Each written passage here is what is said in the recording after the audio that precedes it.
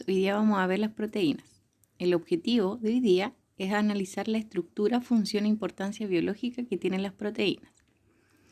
Las proteínas son biomoléculas orgánicas, son un tipo de biomoléculas orgánicas y por tanto, al igual que las demás biomoléculas orgánicas, también son polímeros biológicos.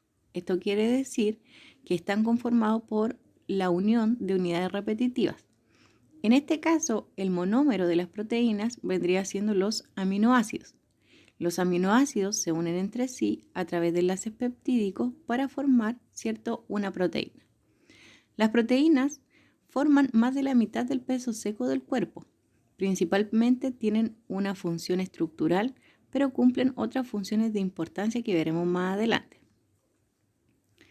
La estructura del aminoácido, que vendría siendo el monómero de las proteínas, está conformado primero por un átomo de carbono central, al cual se une un átomo de hidrógeno, un grupo amino, que es H2N, y un grupo carboxilo, que es COOH. El grupo radical puede variar en cada uno de los aminoácidos, pero esta vendría siendo la fórmula general de ellos. Dentro de los aminoácidos los podemos clasificar en dos tipos: aminoácidos esenciales y aminoácidos no esenciales. Los esenciales son 10 y son todos aquellos que nuestro organismo no es capaz de sintetizar y por tanto, como no somos capaces de producirlo, tenemos que incorporarlo a través de la dieta. Aquellos que son no esenciales son aquellos que nosotros podemos producir o sintetizar en nuestro organismo.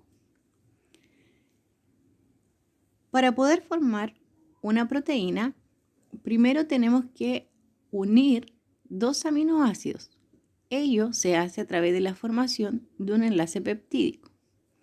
Podemos formar la unión de dos aminoácidos o la unión de varios aminoácidos. Cuando unimos más de 50 moléculas de aminoácidos, a eso lo denominamos un polipéptido o una proteína. Las proteínas en su unión pueden adquirir distintas conformaciones o distintas estructuras. Tenemos la estructura primaria, la estructura secundaria, la estructura terciaria y cuaternaria. La primaria es aquella estructura que se forma por la secuencia lineal de la unión de varios aminoácidos a través del enlace peptídico. En la mayoría de los casos, esta estructura no se queda así, sino que adquiere otras conformaciones que le permiten otorgar cierta funcionalidad. Para que la proteína pueda ser una proteína funcional, tiene que tener una forma determinada. Por tanto, va adquiriendo ciertos pliegues a través de enlaces disulfuros que le permiten establecer conformaciones tridimensionales. La estructura que viene a continuación vendría siendo la estructura secundaria. En la estructura secundaria tenemos dos tipos. Puede ser en forma de alfa hélice, que es una espiral al igual que el cable del teléfono, o puede ser una hoja plegada en forma de zigzag. Cualquiera de estas dos estructuras requiere la conformación de enlaces disulfuros. La estructura terciaria es una estructura ya tridimensional. La estructura terciaria se adquiere por el enrollamiento de la molécula sobre sí misma, donde se establecen estos enlaces disulfuros. La estructura cuaternaria vendría siendo la unión de dos o más cadenas tridimensionales que se unen entre sí y que otorgan la funcionalidad de la proteína. Entonces, ahí tenemos la estructura primaria, que es la secuencia lineal, la estructura secundaria, que en este caso sería un alfa hélice, porque está en forma de espiral, donde se establecen los puentes de hidrógeno y los puentes de sulfuro.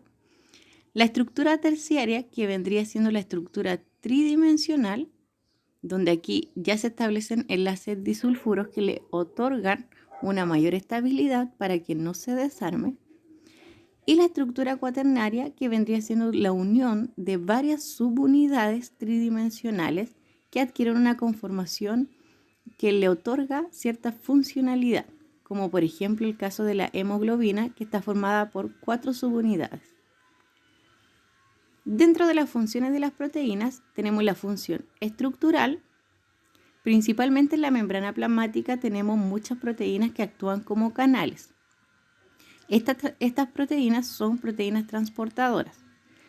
A su vez, pueden aparecer en cilios, flagelos y otras estructuras dentro de los procariontes y los eucariontes, y en el organismo humano, por ejemplo, como en el pelo o las uñas. También son soporte del ADN. El ADN se enrolla en unas proteínas denominadas histonas para adquirir una estructura condensada.